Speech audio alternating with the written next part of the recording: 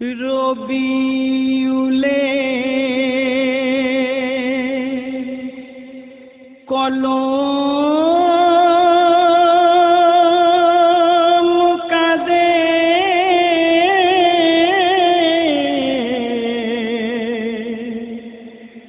লিখে এই কাহিনী, যে কাহিনী শুনলে ওরে চোখে আসে পানি, চোখে আসে পানি।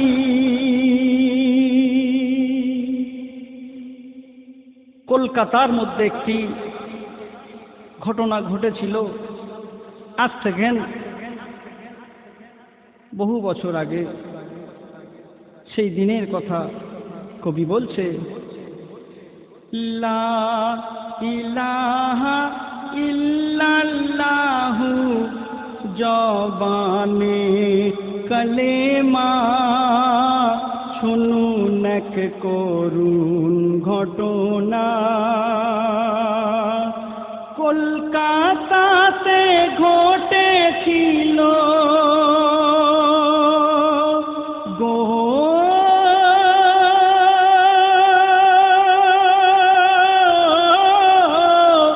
কলকাতাতে ঘটেছিল ব্রিটিশের জামানায়, শুনুন এক করুণ ঘটনা। তারপর শুনুন কি ঘটছে কলকাতায়। 1930 সালে এক ছাপাখানা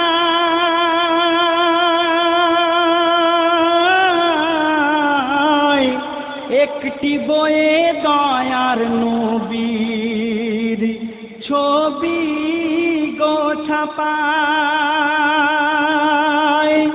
দিনের অপবাদে ভরা তার পাতায় পাতায়,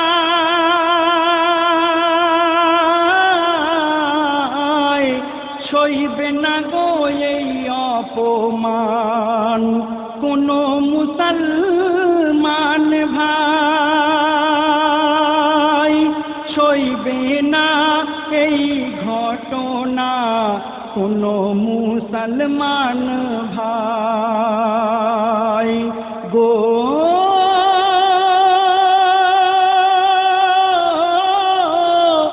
তার প্রতিবাদ জানাতে আসে লাহোর হতে দুইজনা, শুনুন তাদেরও ঘটনা। সেই দুই বন্ধু লাহোর থেকে যারা এসেছিলেন তারা খুঁজতে থাকছে যে নবীর ছাওয়া মাটিতে পড়তো না, সেই আল্লাহ রসুলের তসবিহ সে কেমনভাবে ছাপলো, তাই তারা খুঁজতে থাকছে। কবি বলছেন, খুঁজতে থাকে দুই নওজোয়ান এই ছবিটি কার সংকলন,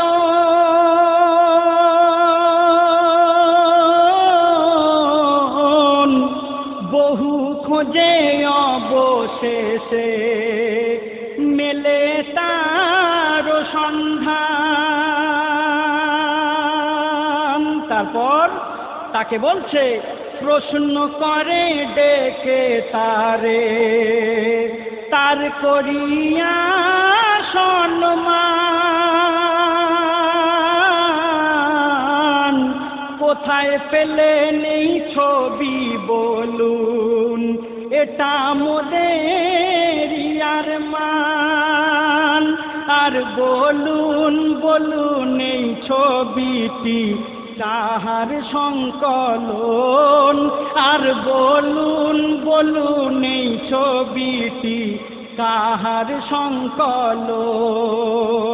তখন সেই প্রেসের মালিক বলছে, ছেপেছি ছবি মন গড়া করে, আমি ছেপেছি ছবি মন গড়া করে, নিজের ছাপাখানায় বেদিনের কথা শোনো না।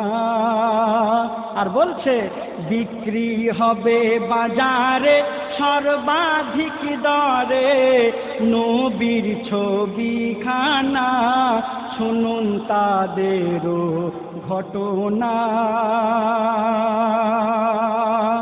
তারপর সেই দুই বন্ধু যখন প্রেসের মালিককে বলছে, বলুন আপনি কোথায় পেলেন এই ছবি, এই কথা হতে হতে প্রেসের মালিক সেই দুই বন্ধুকে বলছে, প্রেসের মালিক করিল অধিক, তাদের দুজনের অপমান।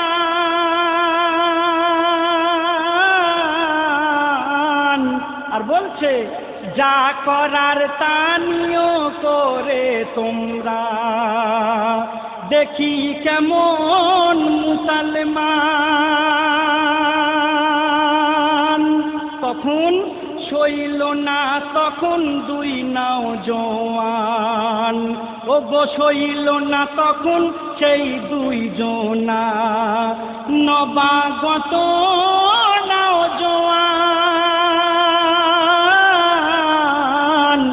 ছোড়ার আঘাতে তার ধড় হতে কেটে নিল যে গর্দান,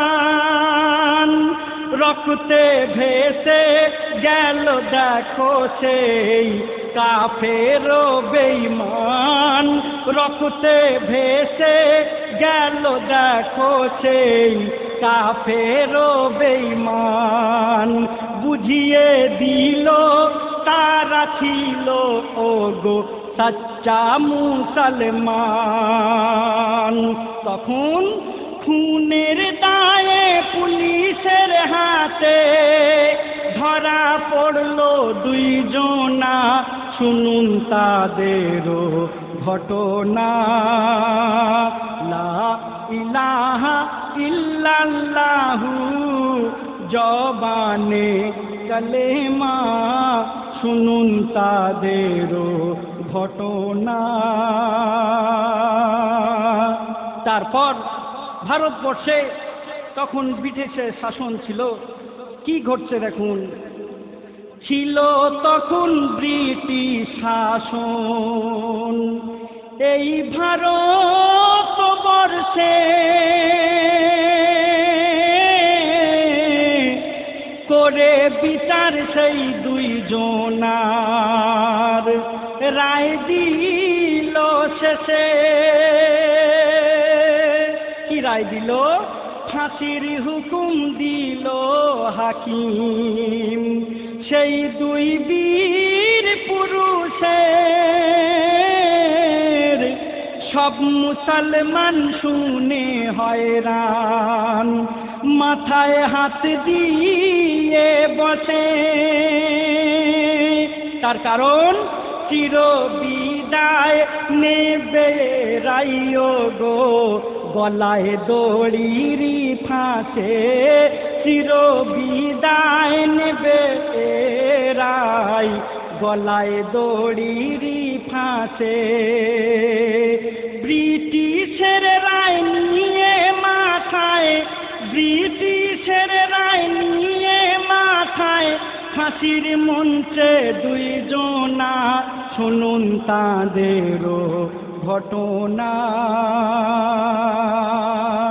তারপর সেই দুই নওজওয়ানকে যখন ফাঁসির মঞ্চে উপস্থিত করা হলো, দুজন ফাঁসির আগে শুধু কয়েকটা কথা বলেছিল, সেই কথা শুনুন। বলছে, ফাঁসির মঞ্চে বলছে দুজন, শোনো শোনো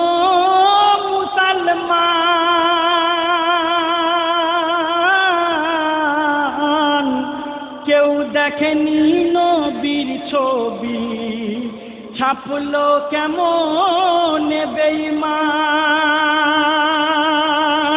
আর তারা বলছে, এ বাংলাতে কি কেউ ছিল না যে কাটিবে তার গর্দান নিয়ে ছোড়া তার কাটতে মোরা কেন লাহোর হতে আসিলাম ফাঁসি হলে মোদের দুঃখ নেই এইটুকু অভিমান ফাঁসি হলে মোদের দুঃখ নেই শুধু এইটুকু অভিমান গো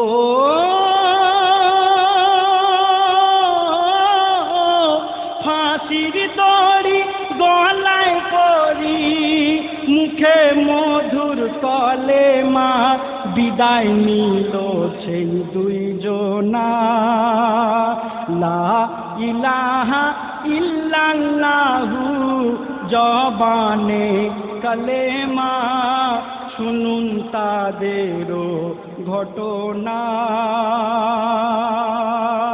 সবশেষে আমার প্রিয় কবি কি বলছে শুনুন। সেই দুই নওজোয়ান যারা শহীদ হয়েছিল সেই দুই নওজোয়ানের নাম শুনুন। বলছে নাম কি ছিল তাদের শোনো আজ করি বয়ান সৈয়দ আমির হোসেনার ছিল আব্দুল্লাহ খান যাদের ইতিহাস স্মৃতি ও গো যাদের ইতিহাস স্মৃতি রহিয়াছে নির্মাণ যাহার প্রমাণ পাকসার কাতের গোবরা গোরস্তান জান্নাত কা দোন ফুল হলো এই শহীদ দুটি প্রাণ জান্নাত কা দোন ফুল হলো এই শহীদ দুটি প্রাণ গো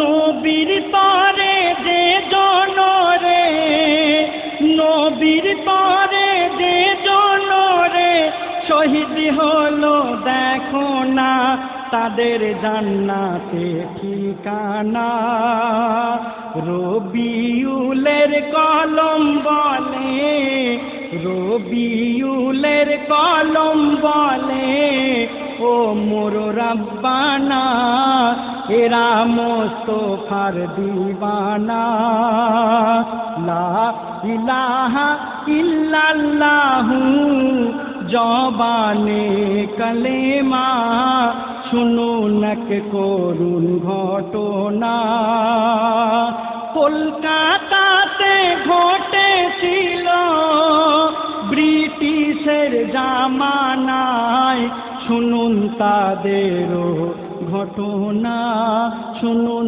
তাদেরও ঘটনা।